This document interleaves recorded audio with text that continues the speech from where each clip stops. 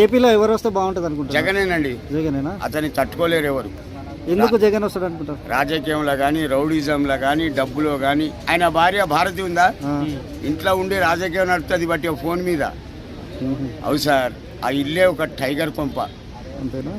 భారతమ్మ కానీ, జయమ్మ కానీ, షర్మిల కానీ, జగన్ కానీ. ఇప్పుడు షర్మిల అన్నతో కొట్లాడుతాను. ఎందుకు అంటే మొన్న ఆమె కొడుకుది కూలి పనులేని మరి పిలిస్తే అన్న బోలా. ఏంటంటే జనాలను చూడడానికి అంతే. పవన్ కళ్యాణ్ గెలుస్తారా పిఠాపురంలో ఏమన్నా? గెలుస్తాడండి. గెలుస్తారా ఈసారి? అతను గెలుస్తాడు. ఎందుకంటే అతని అభిమానులు అతనికి వేస్తారు. ఓకే. ఇప్పుడు లోకేష్ మంగళగిరిలో చెప్పలేం, డౌటే. ఎందుకంటే వాళ్ళ నాన్నని విడిపించుకున్నాడు కదా.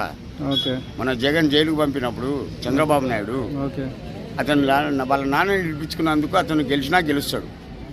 నా కుర్చీ అతను మడత పెట్టిండు సార్. కుర్చీ మడత పెట్టిండా? Okay okay, thank you.